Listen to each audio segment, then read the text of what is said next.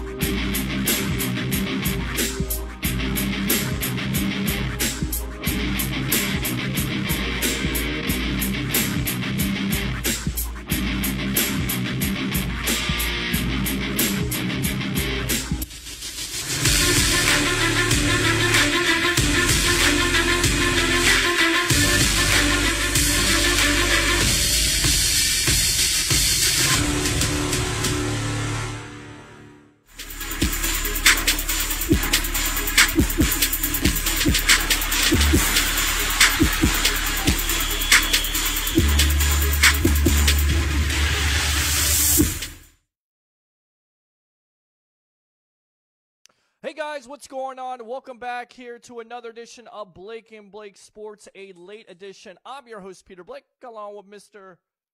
Blake Anthony. How you doing tonight? Doing real good. We are wide awake because there are a lot of things to talk about tonight.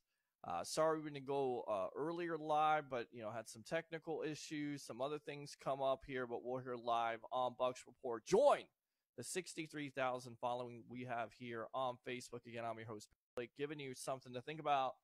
And let's talk about some of these cuts. In fact, go ahead and give them all the cuts at this point, and then we'll get into it with you fans and get your instant reaction. We're not on B Live tonight. We are actually on XSplit, so we won't be able to really get you guys on. But we're gonna play the Dungy interview yesterday in case you didn't get a chance. Audio. And then again, we'll get your comments, and we're just trying out some things tonight here with some other programs. But besides that, let's get into it. I think probably the biggest cut of the day had to be Noah Spence not being with the Tampa Bay. Right? Yeah, it looks like that.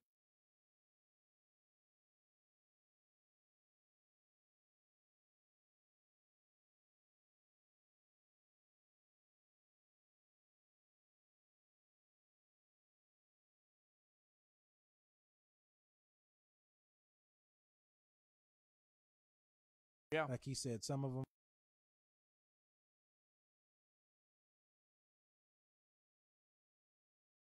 But that doesn't mean they won't be put on the practice.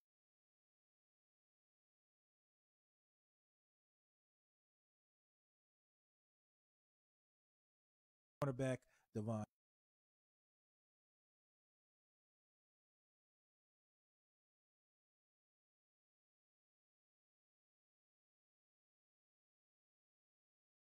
Linebacker David Keeney, center Josh LeBron, wide receiver DeMarcus Lodge, Professor Johnny Dean's boy. DeMarcus Lodge didn't really do nothing this. Side linebacker Corey Nelson, that was number 43. Had that unsportsmanlike conduct hit. Tight end Scott Onford, tight end Williams Pros. D lineman Ellis Quells, tackle Brock Rubin, wide receiver and kind of became a fan favorite Spencer Snell. Doesn't mean he won't be on the practice squad. Receiver Contrail Simpson, inside linebacker Emmanuel Smith, quarterback Vincent Testaverde, Little Denny Jr., defensive lineman Stevie T. It was good to see him back here again, and guard Salsi Ufiti. And I'm sorry, number 43 was Emmanuel. Turn you up just a little bit here. Hopefully that's better, but yeah, those cuts right there, and you're in there. I mean, just speak right into that mic. Again, we're at a location here, so we're just trying some things out. Hopefully you can hear. Can you hear them? Can you hear us? I got a furry friend joining us. We do have a furry friend. Those mics are union. They're protesting the late hours. They very well may be. What's your most surprising cut besides Noah Spence? Is it Cairo Santos not being? Because to me, I think honestly, Matt Gay won the job from the very get-go, right? I thought the surprising one was Snell. I thought Snell play. Right. Well, they created plays for him to be successful when he got on the field, but just wasn't enough. He didn't do anything. 2 big plays to run, and then the catches in that first preseason game against the Saints. Noah Spence to me, because he played every snap in the 3rd game, so you would think that he was going to make the team, but really he didn't do anything. I mean, he showed a lot in training camp, and it's been like that with Spence. Ever since he's come out the last couple of years, he's shown something in training camp, and what you attribute to that is the fact that he was going against Donovan Smith. Yeah, one of the only tackles he ever beat ever since college into the NFL was Donovan Smith. Put him on his backside a few times. Yeah, it's rough. We would like to see Spence get a new leaf coming off injury and looking like he's going to be healthy this season, but this new coaching regime owes him nothing.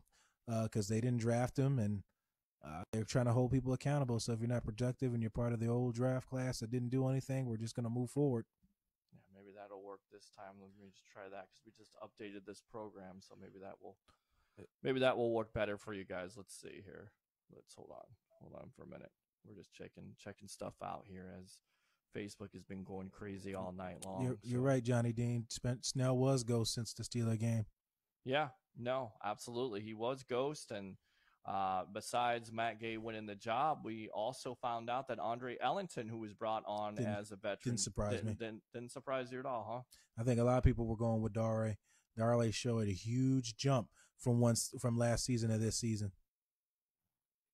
Okay, and I think they can hear us now. Can you guys hear us now? Yeah, I think with the update, it might have changed your settings a little bit. Okay, well, it may have. And again, we're live on Blake and Blake Sports. It's about, what time is it? About 1:13 in the morning. I'm your host, Peter Blake, along with Mr. Blake Anthony. Says Blake Cabell. We still have to change that, I guess. Okay. Yeah, it's okay. All right. So, let's read some comments here, and let's see what you guys have to say about some of these cuts today. Finally, Peter H. Blake has come back. Can you smell what Blake is cooking? I like it, guys. I'm here. What's going on, Christopher? What's going on, Billy? Gerald, MJS's dad, Soner, is watching. Okay, thanks a lot for tuning in to Blake and Blake Sports here. A late edition. Got a furry friend joining us. What is this furry friend's name right there? Oh, little Roscoe. Yeah, Roscoe Jenkins. Roscoe, go ahead, put him on camera if you want to. He's hiding back there. He's hiding right behind you. Somebody says you're all cute with the matching shirts. Well, it's the Creamsicle Coalition, a late edition here. Coalition. A coalition. Put your dog on camera. There he is. He said we're not paying him enough. Yeah, that's it. Yeah. Well, he just got up. He's getting up on me. Okay. So yeah, there you go. That's Roscoe. He wanted to invade the show. He was with Alexander tonight. We fired Alexander. We put him back in his cage for the night. So Roscoe didn't get the memo. Roscoe wants to be on with us, so we'll have Roscoe on. Okay, so let's read some more comments. Like Johnny Dean said, Snell was a ghost besides the Steeler game. Add Noah Spence to the Jason Light draft bust list. Is that fair? I mean, he really is a draft bust at this point, right? That draft class was an epic failure. And it's going to happen, but he's done. I think the only thing that you said it yourself, I think the only thing that's really saved him is the waiver wire pickups, guy picking up undrafted players and making the best out of them. I think that's really what saved him. Yeah. Yeah. I mean, Carl Nassib, a lot of people forget about Tanner him. Hudson. Yeah. Tanner Hudson came out of absolutely nowhere. He's going to make the team. To me, the surprise is they kept 6 wide receivers, but we kind of leaned towards that. Rendax told you, a lot of people, and I thought that's what they were going to do. Justin Watson, Bobo Wilson. Yeah, and, Bobo. Yeah, I'm glad he made it. He finally getting his chance. Yeah, Watson, Bobo Wilson, and Scotty Miller. Scotty does know. I don't think they were going to give up on Scotty that early. No. Like I said in the preseason games, you had him as a deep threat, but yet you didn't throw him one deep pass. He had him running curls and underneath routes, kind of not what his strength is. So I don't think that was really kind of a fair assessment of him because we didn't really use him what he was brought here for. So yeah. Somebody says, is it past your bedtime? Well, we're live here on Bucks Report. Join the 63,000 following we have here on Facebook. I'm your host, Peter Blake, along with Mr. Blake Anthony of Blake and Blake Sports. We wanted to go live today, but there was a lot of college football going on. A disgraceful performance by the Florida State Seminoles. How do you blow that big of a lead? Oh, yeah, your defense stinks. They played like the Tampa Bay Buccaneers of last year, and the offense was ineffective in that second half, and it definitely not only falls on the defense, but also falls on the coaching staff not making the necessary adjustments at halftime, which Boise State did. So Cutter coaches that team.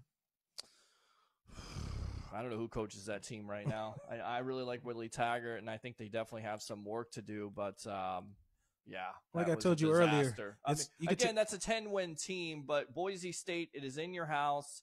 You have Home a opener. big-time lead. You have everything going in the right direction for you. Blackman hasn't turned over the ball, and you give it up because first the play calling was conservative in the second half. What are you doing running a 3rd and 5? You're running the ball on a 3rd and 5 play? I don't understand that. And then if you're a defensive player and you cause a fumble, instead of trying to pick it up and go 98 yards, jump on the ball and secure it. Instead, they give Boise State new life. Boise State goes in and scores. And, of course, they take the lead. And that's a big play. So, I can't believe we went with 3 tight ends who can't block and receiving. 4. Yeah? 4, actually, for the record. Well, Claire, a lot of people believe he's a lot better blocker than what they have on this team. Well, yeah, if you look at all Claire Beckett and Canadian League, he's great at still catching, and he's great blocking. He's not going to get you much yak, but he's a great catcher and a great blocker. I mean, if you look at his tape, he dominates a lot of linebackers and undersized players. He can block. Sure. He's not scared to stick his head in and hit somebody. But so I think we talked about on later shows. Yeah. I think he's officially going to be your fullback, and then Hudson, Brait, and O.J. Howard are your tight ends per se. That's just my thought. They also made a trade today for Gerald Hawkins. Yeah, Hawkins from the Steelers. 6'6", big, about 300 pounds, over 300 pounds. What I noticed with him, he has potential. I believe it was a 4th-round pick, 3rd or 4th-round pick in 2016 coming out of LSU. And what he has difficulty with is basically keeping his blocks and also edge rushers. Now, who does that sound like to you? Who, Mr. Smith? It sounds like Donovan Smith, but I tell you right now, getting him off of getting him in a trade, basically, hey, we'll see what happens. It's good depth. He's got potential. Maybe he can get coached up. So, you guys have seen for here what coaching up has done for some players once you go from one season to the other. Right. Again, I'm not ready to give up on Donovan Smith. I know you have your thoughts on it, but just looking at what the potential is, 25 years old. Same. Oh, yeah, no doubt. Same thing you could say with this James player Winston. that they got. You can say the same thing. Right. And I'm going to be clear on the Donovan Smith. I have been hard, and I told Peter this off air. I am going to be critical of Donovan Smith because the Tampa Bay Buccaneers have done some things with him and some other, I'll say with him, is giving him a chance to redeem himself, gave him extension, paid you like a starter. You have to at least give full maximum effort back to this team because they clearly invested in you. They trust you, and you basically got here off your availability. You got here off of your availability, not missing the game. That's where you kind of got your credit from. But so you're going to have to show them something. Get some penalties, hitting people late. Well, not late, but driving them to the whistle. I'm okay with that. You bringing a nastiness to this team. I mean, technically, besides Dotson, he's going to be the new leader of this offensive line once Dotson's gone. Yeah. He's going to be the longest tenured Buck after that. Sure. Because Dotson's the only one, and Dotson was undrafted. So after that, he's got to be our guy. Jensen's not really that guy, has not stepped in that role. Ali Marpet just does his role, what he's supposed to do. I'm not saying he's bad or anything. I just say he just plays his role and does his job. I'm cool with that. I think he can get better. I think the position changed from center to, right guard to center. Now he's left guard. I think that's the problem. You keep on switching him around instead of playing him in a natural position. Pick a position and leave him let there. him play there, and I think he can definitely develop into a Pro Bowler and a consistent player that will help that offense. He was borderline Pro Bowler when he was at right guard his rookie season. Right. And then you change him to center for some reason. Oh, God. And that's the coaching. That was bad. That's the coaching right there. All right, let's go back to Bucks Report. What you're watching right now is a late edition of Blake and Blake Sports. I'm your host, Peter Blake, along with Mr. Blake Anthony here. We'll take your comments and talk about all the news of the day with having to do with the Tampa Bay Buccaneers and some big trades around the NFL. I want to get your thoughts on that. And we had some breaking news tonight as LaShawn McCoy is back with Andy Reid going to the Kansas City Chiefs. What are your thoughts on that? Yep, to the Chiefs, right back to Andy Reid. We'll save that. Yeah. We'll go ahead and read some more comments here on Blake and Blake Sports, and of course the Sports Web, the evolution of sports talk television. The free agency misses bother me more than the drafted players. Well, see, what free agent misses? Does it Chris Baker, Deshaun Jackson? Oh, you Robert mean that? Ayers, I'm thinking you're talking about Brent right now. Grimes. Oh yeah. Well, we when you're a bad team. It comes down to this, right? Mm-hmm. When you draft to build your team, and once you miss on those picks, you got to rely on free agents. You have to rely on free agency, and the bottom of the barrel free agents, and you're overpaying those guys, so you expect the same production. And some of those guys are just taking a paycheck, aka Chris Baker. That's our fault. AKA Deshaun Jackson. The Washington Redskins warned us when we picked us. They said he's lazy. If I could find that article, I will send it to you. They said that when we picked him up, he said he is lazy, and then we still picked him up. And what was he here?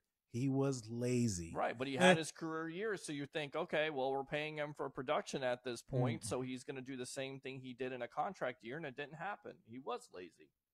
Deshaun Jackson, you think you bring him over here? And I know we've talked about this before, and we'll continue to talk about it because a lot of people are upset. A lot of fans are upset about it, and I can definitely understand that. But at the end of the day, you get rid of Jackson, you replace him with Chris Godwin. I think you're in a better position. You replace Chris Baker with You could replace him with you, and you would be more productive than Chris Baker. I always say the best play he ever made was in Hard Knocks on that tree, and that tree is never going to get over the same. It's never going to be the same. Scarred. And he'll outlive all of us, that tree. And that dog right now is sleeping because of that, because we just started talking he said, about who? Chris Baker? Tree. Oh, no. Yeah, exactly. The dog showed more life than Chris Baker. All right, Matt Colson, free agent misses, or with every bad team. Yeah. You can't make guys play when they are just check hunting. Sims, Spence, Aguayo, ASJ, Quan. Sims, yeah. I don't think we use Sims properly. I think third round pick.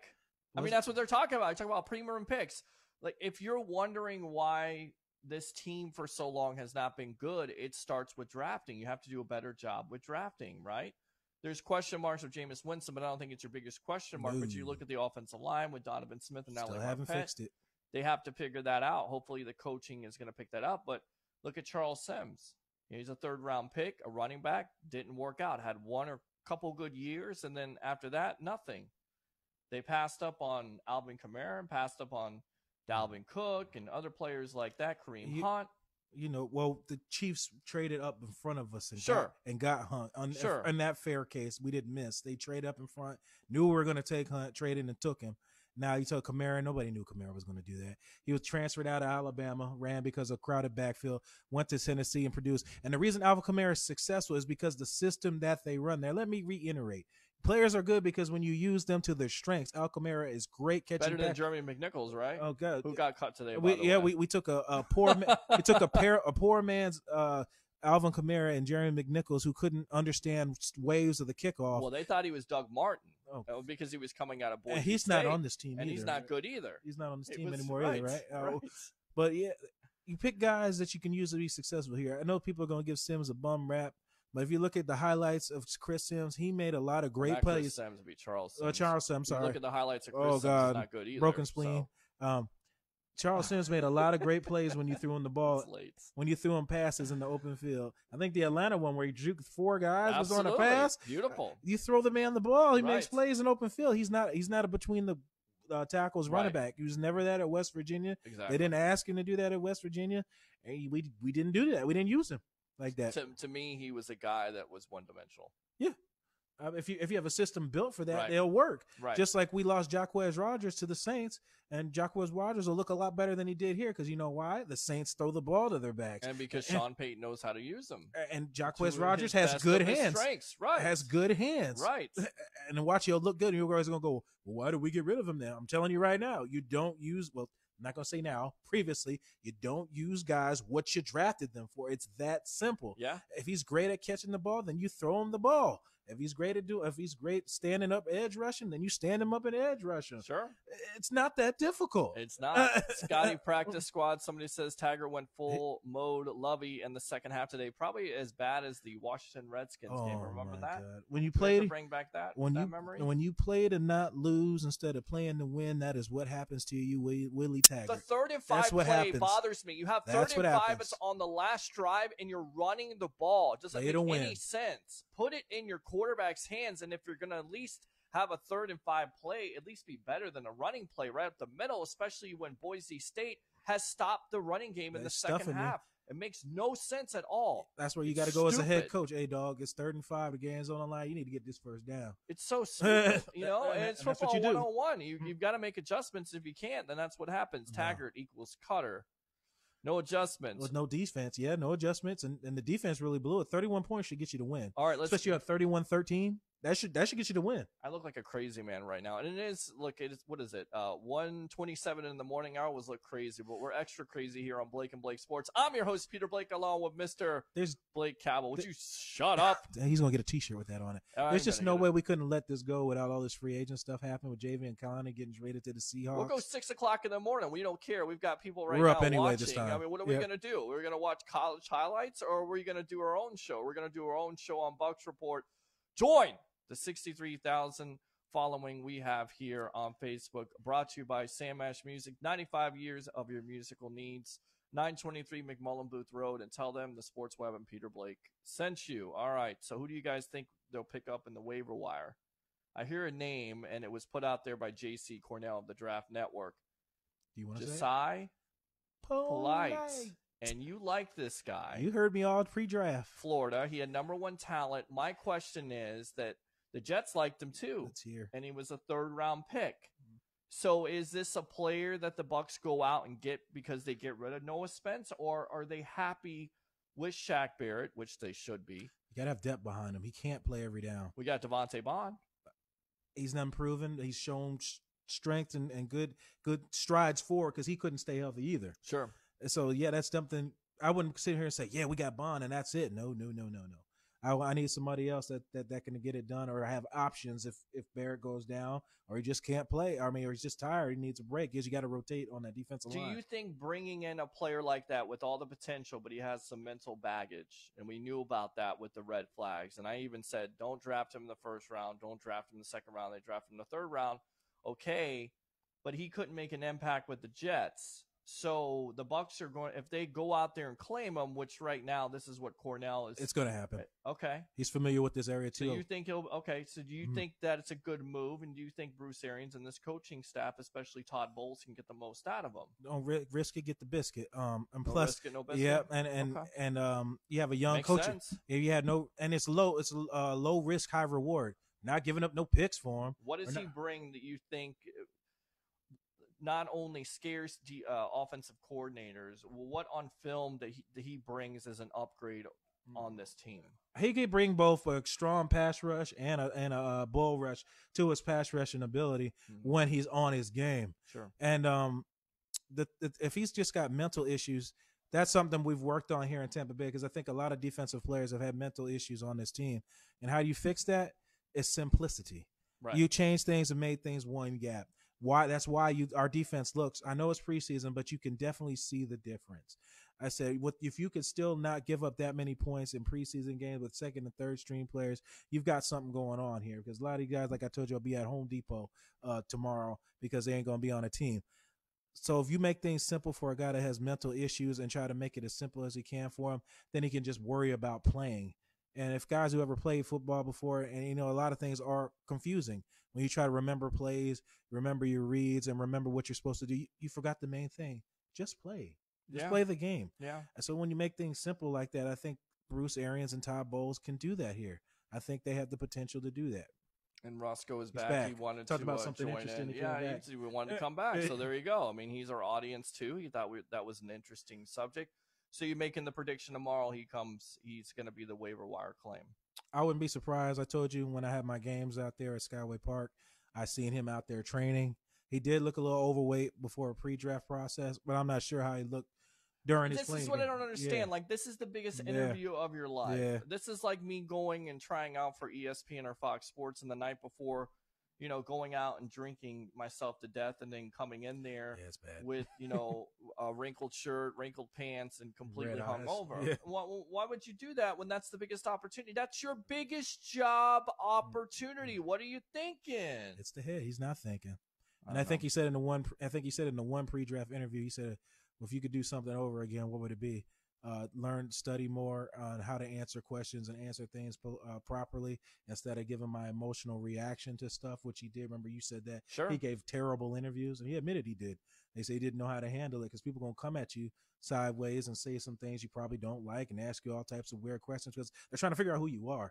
Everybody ain't Donald Trump. This came up with up with Andrew Luck. People were saying, well, he wasn't necessarily invested in the NFL. It put up a lot of numbers, but he wasn't a guy that was going to be there 6 to 10 years. Well, he's retired now. I mean, he's retired for health purposes, but he's a guy that's not Tom Brady. He had other things in the background. NFL coaches and scouts don't like it. They can sit there and say, yeah, it's okay for him to retire and do other things, but at the end of the day, they're investing money and they want you to be a franchise quarterback. Again, it's not like an indictment on him, but you expect a quarterback like Andrew Luck to be around forever, not retire at 29. Is that fair? And I think the point, Andrew, no, you're right. You're fair what you're saying. Okay. But I think the other part to that is Andrew Luck's basically telling he's been hurting and he's never been healthy. And it probably has affected his play, but he won't admit it because he's playing hurt. And 2018 comeback player of the year. That doesn't mean he wasn't hurt. I mean, well, he's had other options. Well, so when you're criticizing scouts and player in the know about asking these questions, the reason why they're asking them and they seem ridiculous at the time is basically they're trying to figure out if you're all about football or if you're all about something else. I think he was. And it's not a bad thing if you're all about everything else. You just got to perform. You just got to perform, yep. Or you have to make other arrangements at this point. Take the Colts a are cut going with Jacoby Brissett. I think he can ball. Right. And the other part is everybody knows the Colts have not invested in their offensive line since he's been there. This poor dude was getting beat up. Ryan Grigson. Getting back up, telling guys great hit. When he's getting his clock cleaned, he's telling people that he's good hits and he's getting back up playing hurt. And we're seeing the same thing. I'm not comparing them together. I'm saying we're seeing the same thing here with Jameis Winston. Sure. You've yet to invest in this I ain't going to say you invest high draft picks in this offensive line. But see, here's what I know about Jameis Winston that I don't know about Andrew Luck, or now I know about Andrew Luck. Jameis Winston's all about football. There's not a baseball. He sure is. Lives, dies, and breathes it. Right. Yeah.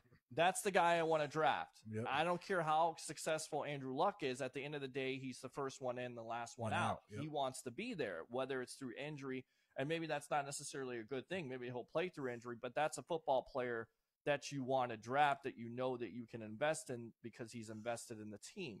Is that fair? That's fair. And I think fans give people a hard time, too, with that topic. So let's say if somebody's hurt, Peter, and you know your injury is going to affect the gameplay of everybody else. Right. And you're going to call somebody soft for saying, I shouldn't play this game because it wouldn't be fair of me playing at 70% and that 30% I mess up on screws us out of this game. That's why you can't really call people soft in games. You don't know what he might. But does he give you the best chance to win? It's hard to say. I don't know. Only he knows. I think a 70%, 80% Jameis Winston gives you a better chance to win than anybody else on the team. Right now, I would say so. And I get it. I understand it. Yeah. If it's a concussion thing or something like that, but if it, it may not. To me, a calf injury, a leg injury, it's a shoulder thing. No, that's not his throwing arm. No. I don't know. I'm just saying. We're on Blake and Blake Sports Late Edition. I'm your host, Peter Blake, along with Blake Anthony here. Only thing I can think of is you can come with the calf injury, so you're going to have to scramble. He can't really run with his calf. Maybe that's it, and scrambling is a big part of his game. Right. That's the only thing I can really think of. I get that. Because otherwise than that, if you just stand in the pocket and throw, you can throw forever. Just ask Tom Brady. But the Patriots invest in their offensive line. They invest in blocking tight ends. Sure. They make sure the quarterback stays upright and doesn't take hits. Why don't people figure this out? If your quarterback's taking less hits, they stay on the field longer and play longer and make more plays that affect the game. Why doesn't everyone want to do that? Why isn't your offensive line important to beef up and make right? Shit, I think if we'd have got Quentin Nelson here, that would have made a huge just one pick. Just one pick. And people always say, well, you should have won that game versus the Saints. Ugh. Well, guess what? If you don't win that game against the Saints, you have a Nelson. Yep, you have a Bradley We get one Chubb. of them. Yep, we get one What of do them. you get out of that win besides maybe saving Dirk Cutter's job? And at the time, he was secured. So what do you get out of that? I get it. You play to win the game. You play to win the game. But then you play to basically draft yourself out of getting a Nelson or a Bradley Chubb. Oh, my gosh, Bradley Chubb. Think about it. Or Quentin Nelson. How ridiculous is it? People go, oh, well, that doesn't matter. You're just going to play. It does You know what this reminds me of? It does. It reminds me of the Calvin Johnson, Cadillac Williams, Gaines Adams draft.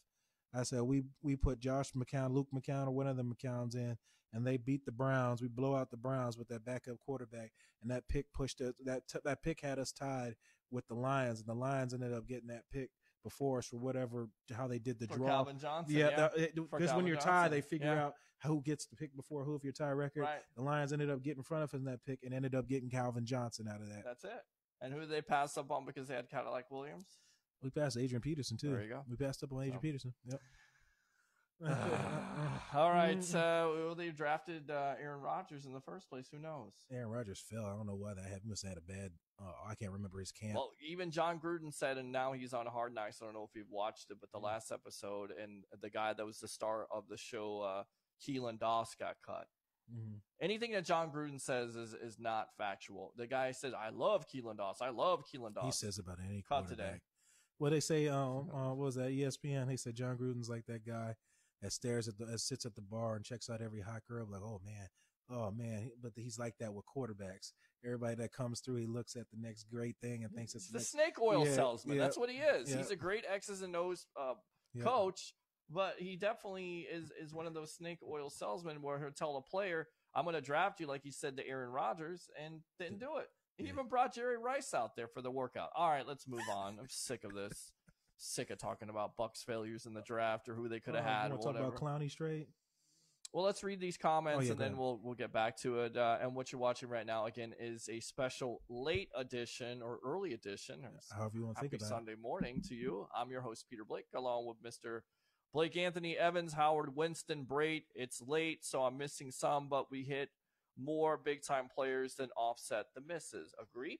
Because, look, at the end of the day, every general manager isn't going to hit their picks. That's why free agency is in there. That's why it's put in there. Now, that's not always the best tool to use because a lot of those players turn out in free agency to be tools, not the good kind that are going to work.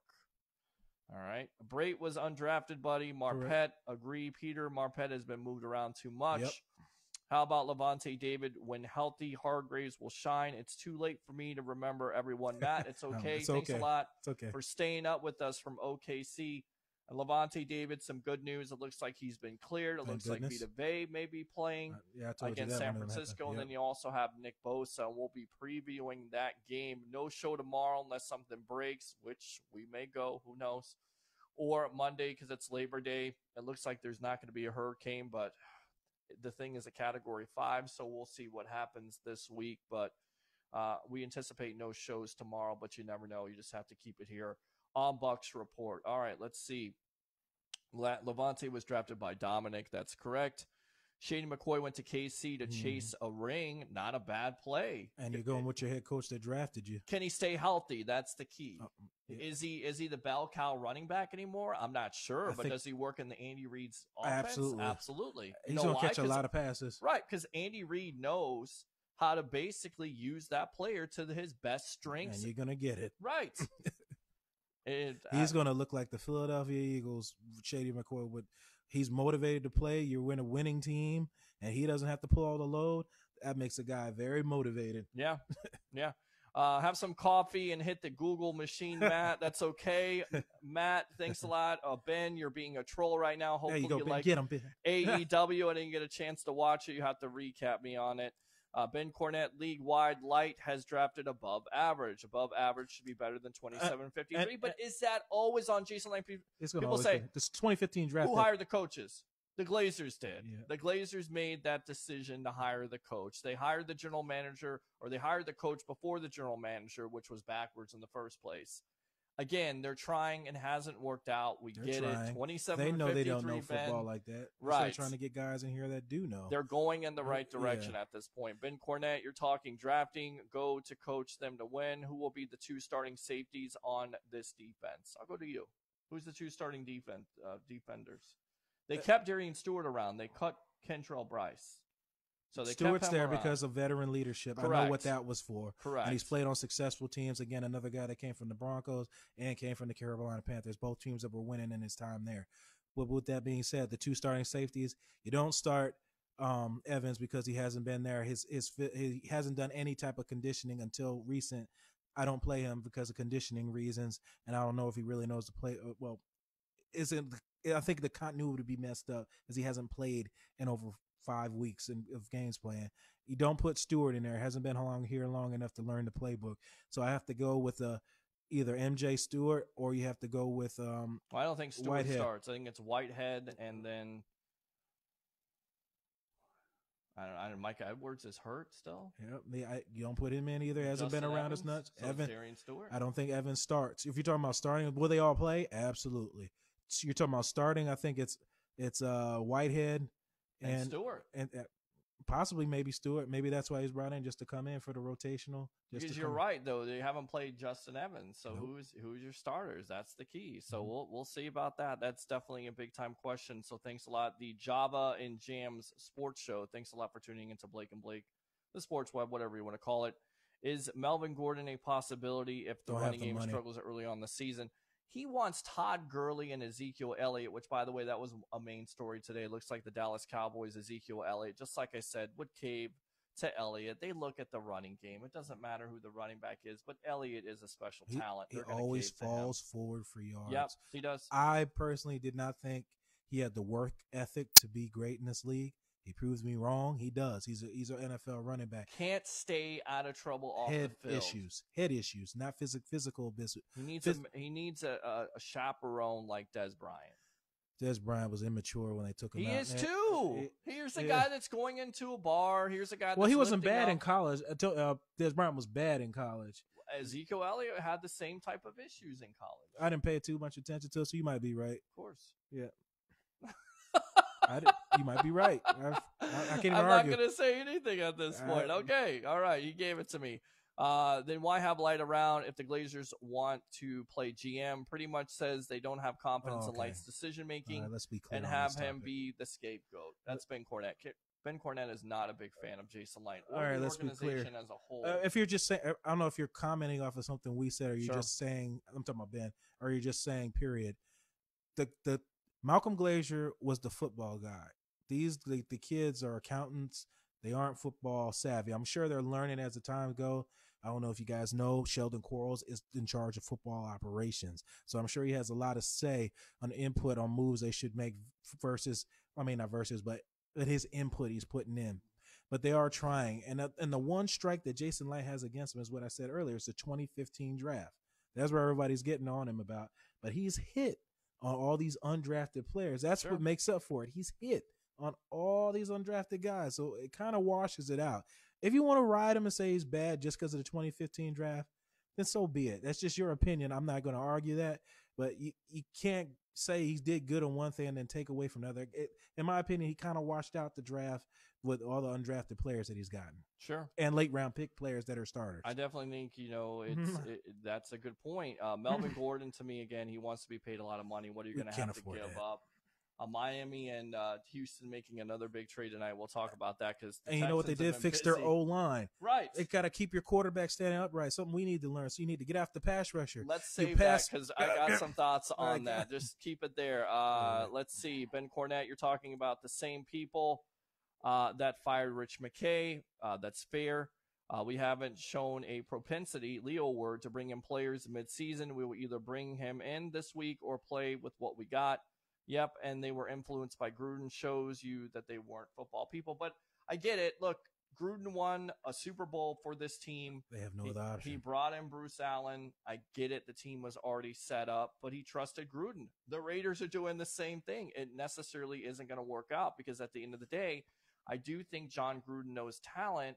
But once again, what is his weakness? He has to work with a veteran quarterback. He has to get veteran players. He's not a great developer of young talent. That's the best word. You need somebody there like a Mike Mayock who can be that medium, and hopefully he'll disagree with John Gruden, because if he just agrees with John Gruden, then basically you have Bruce Allen all over again. Is that right? I think Mayock was brought there for draft analysis and analyzing players, something Gruden's not good at unless it's a quarterback, for his opinions as a quarterback. But I think that's what Mayock there. To be honest, I don't think Mayock's going to be a really good GM. I don't think he really has more. This is my opinion. I don't think Mayock has more pull over John Gruden. Why do you say that, Blake? Let me bring it back to you. Do you remember what the deal was when he signed with the Raiders? Yeah, 10 years for 10 years for $100 million, $10 million a year. You're forgetting the most key part. Well, he's got a stake in the team. So you have more pull than your GM. But he most likely handpicked Mayock to be his general manager. You have more pull than your GM. Right. That's Which my is point. the same mistake the Glazers made by hiring Lovie Smith over Jason Light and giving him final say. So That's not how you do Mayock it. is a overpaid player scouter that's labeled as a GM. Fair to say, right? Absolutely. Because you're not going to your say is not going to go over Gruden. He has shares of the team. You can't beat that. He has shares of the team. Sure. Who does he replace? Blake Anthony. I got the Bucks going. Johnny Dean, clarify. Who does he replace Blake Anthony? That's who he's asking. I don't know. What player? Type that in. Who you talking about, Johnny? I got the Bucks going 7-9 coaching. We'll get them only so far, I guess. I can see that. I can also see 9-7. Kicking will win us 3 games alone. I agree. I got the Bucks 7-9 coaching. Will win the Bucks 3 games. If he was another coaching staff, they wouldn't be 4-12. Olel will keep this team from being better than 7-9. That and a new scheme with at least a couple rookies starting will take him time to gel. Ren Dax is tuned in. Ooh, Ren's up. Yeah, Ren's up. I love it. How long have you two shared a jail cell and those matching oranges? Johnny Dean, the professor. Wow. Would you shut up? How about that? I never thought about that. The orange. That's a good one. That's a good one. Would you shut up? You're not supposed to agree. It's the Creamsicle Coalition. Hey, you like the orange on Blake and Blake Sports. I'm your host, Peter Blake, along with Blake Anthony. I give the jokes. I got to take them too. That was a good one. All right, good stuff. Good stuff. Johnny Dean, the professor, up late with us. Starting DBs are Carlton Davis, Hargreaves, Whitehead, and MJ Stewart. That's what I said. I said MJ. Well, yeah, but he's not a safety. He is. He's labeled as a safety. But he's gonna be. He's gonna play corner too. Okay. Yeah. Okay. O-line. Somebody said, Blake, would you shut up? Let Peter read the comments. I'll check you guys next time. Good show. I'm out for tonight. Thank you, Matt. About to cut Cabell. Have fun at the park. Shot. I forgot I think he said something else. I forgot the topic now. Let's talk about what the Texans did today. They did a lot of moving and shaking. The Jadeveon Clowney move is not surprising because they were talking about it, but what they got in return, are you serious? Mingo as a linebacker, another player, and they only gave up, what, a 2nd or 3rd round pick? You talking about Barkevius Mingo? Yeah. They still were thinking he's going to be a great pass rusher? That's all you got from that's all the Texans got from Seattle. That's it. That's a steal. Clowney's on his final contract, right? Well, I mean, he's going to sign the 1-year tender, which is $16 million. That's what He's got potential. That's what I'm trying to do the math in my head on why they would do this. That's the only reason I could think. Home Depot colors. You guys are jerks. Oh, no, I did say Home Depot. Again, shots fired. Well, hey, look, you fans out there, especially you, Christopher Cole, and all you guys out there, you want the creamsicle back. Well, this is right here. This is the creamsicle. This is the colors that supposedly the people on word on the street says that. Oh Lord, don't start. Don't start. Go back. Go ahead. Yeah. They say some of these colors, some people say that these colors may be used on the uniform, which is already there. It's just not enough. The primary color. I say just go with the color rush uniforms. I don't know. Those are dope. I love it. Those were dope. I love the all red. That was the only thing. If maybe they gave up that list because you couldn't get Clowney to commit to a trade and sign, which you see a lot of times. Well, they got desperate and then they devalued him. And here's a player that's going to be paid $16 million a year that has never really shown Never a dominated. full season. Yeah, never dominated his position. But now you believe when he goes to Seattle and he has the other guy on the side who escapes me right now because it's late. Well, they gave up. They got Frank from Clark. Detroit. They gave up Frank Clark, and they got Ziggy Ansah. Is it? Yep, Ziggy Is it Ansah. Ziggy? Okay. Ziggy from Detroit. Yep. Which was injured, should be coming around here soon. Which was a double-digit sack guy. Still got a lot of life left in him. But Seattle's a team that finds a way to stick around. They do one thing that I like and the other I don't. They don't invest in their O-line, but they do invest in their D-line. D-line is deep, and they always find ways to get to the quarterback and take a lot of pressure off their cornerbacks and get a lot of turnovers. And then you have big Bobby Wagner in the middle. And that's pretty much plug and play everywhere else. You have no more Earl Thomas anymore there. But I kind of think that their defense is going to be a lot better with Oh, Clowney. yeah, with the defensive line. And then Miami and Houston decided to make another trade, and Houston does it the right way this time. They give up two first-round picks And a first and a second-round pick for Tunsil. for Tunsil, Laramie Tunsil, and Kenny Stills, who was on his way out Out. after the coach decided to play Jay-Z songs, 8 Jay-Z songs in a row at practice. He was on his way out. So basically now the Texans have Stills, and they get Laramie Tunsil to protect Deshaun Watson. What are your thoughts on this? This is an upgrade. This is a good trade, but it's risky because a lot of people believe, look, the Texans at this point, their window could be closing, and they say, you know what, we've got a young quarterback. We have to protect our quarterback. It's amazing when you put an offensive line around a young quarterback, especially an offensive line that gave up 62 sacks last year. Most in the league. He was sacked the most. Terrible. I know he can run, but his job is to throw it. I think that's an upgrade. But 2 first-round picks in the second, and then you look at what the Dolphins are doing. They have, the next 2 years, they have 2 first-round picks. They have their own picks, and they have 2 second, and then they have 2 thirds. They're going to tank. They ain't fooling nobody. Well, I mean, yeah, but They're who are gonna they tank. tanking for? Are they tanking for Tua. Or Or are the they boy out of tanking for Clemson. Justin Herbert, or are they tanking for Trevor Lawrence? And do you build an offensive line the next couple years and then get With a those Trevor picks? Lawrence in 2 years? It's risky, It's risky. but is that the way to go? Yeah, Or you draft a quarterback next year? Because they're not trying to compete this year. So overall, in the trade process, it looks really bad with dealing Clowney for what you got. But then again, they get Tunsil to improve their offensive line. Young. Did the Texans do a good job today for their team? in my eyes, giving up a bunch of draft picks unless you're getting a Pro Bowl tackle. Let's say if you made those picks for a young Trent Williams, I'd be like, oh yeah, that was a steal. Larry Tunsil, that's played average. Young player. He's played average. He's not a Pro Bowler.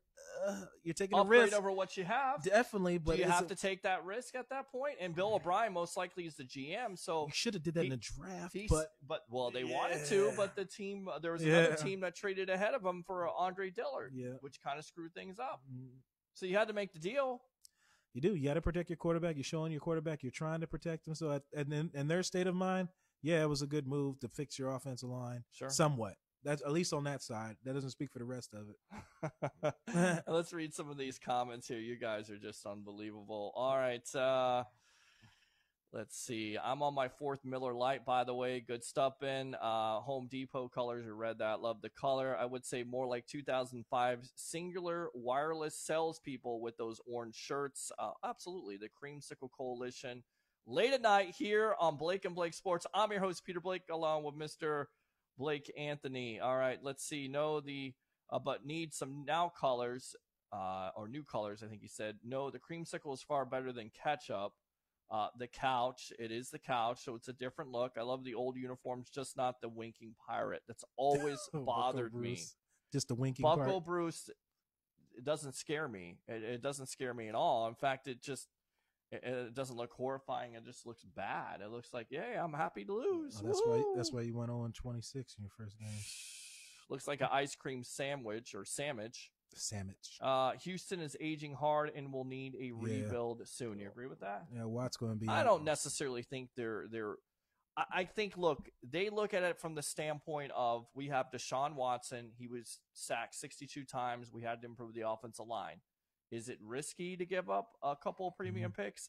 Absolutely. If it doesn't work out, then basically there is going to be no rebuild. You can't draft anybody, and you're stuck with what you have. And Bill O'Brien could be out of there because you don't have a new general manager and you don't know who the new general manager is. So if it fails this year, there's no guarantee that whoever you hire is going to be a Bill O'Brien fan. And O'Brien's the one that made the trade in the first place, right? Yep. So I don't know. We'll see what happens. Let's see what else happened today in free agency that we missed out on. There was a couple of trades, but that was probably one of the biggest. Those are probably some of the biggest trades. Yeah. So I'm sure more is coming tomorrow. Well, we'll see what the Bucks do. If they do anything at this point, they may be just happy with what they have. But Devontae Bond, Shaq Barrett, Carl Nassib seem like they're going to be Anthony Nelson. He made the team too. So, and he barely played. So they're very invested in what they have. I'm still shocked that Noah Spence didn't make the team. Although, if you look at his statistics, he played the full third preseason game and didn't do anything. He did 3 tackles the whole time? Missed a lot of sacks, but yeah. What is it with Noah Spence? Why can't Noah Spence perform when the game time situations happen? Is he still injured? Is he tentative? What's the deal with him? He's not a good run stopper. What do you see on film with him? Noah, to me, somebody says fluidity. Yeah, if you want to put it that way. He doesn't. Good stuff, Johnny Dean. He does. All right, I'm trying to explain it the easiest way. Noah Spence relies on the speed getting around the edge. And my advice to Noah Spence would be, they've already watched tape on you. They know what your rush move is. They know you're going to try to blow by him with speed. You bring no inside move. You don't run a spin. You don't run a dip back inside. You don't try to get an offensive tackle off balance to get your inside leverage to your rush. So all they do is just funnel you around the quarterback, and the quarterback just goes where you come from. That's pretty much been his rush move since he's been in the league. He hasn't learned how to use his speed and apply a bull rush because he's not undersized. There's other ends that's just the same size as him, like a Frank Clark, that they find ways to get to the quarterback.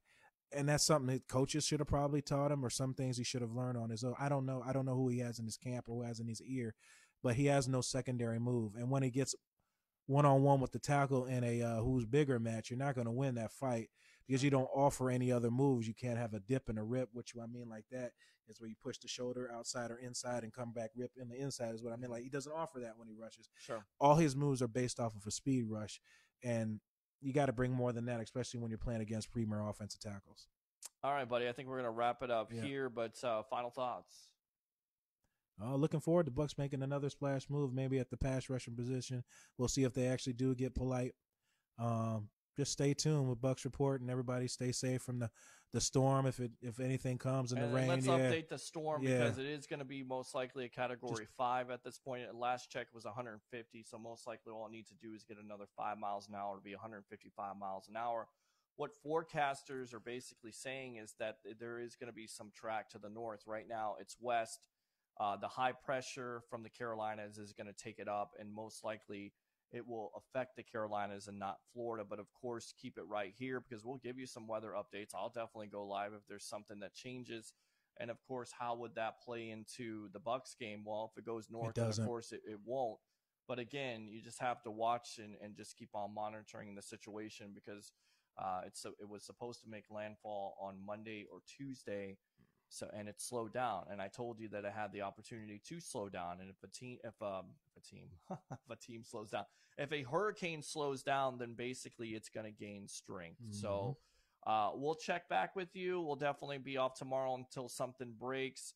On Monday, enjoy your Labor Day, and we'll be back on Tuesday to really get into the San Francisco 49ers. With, ladies and gentlemen, tomorrow will be your last weekend without football. I mean, that's my thing because I get tired of sitting there on Sundays not watching anything.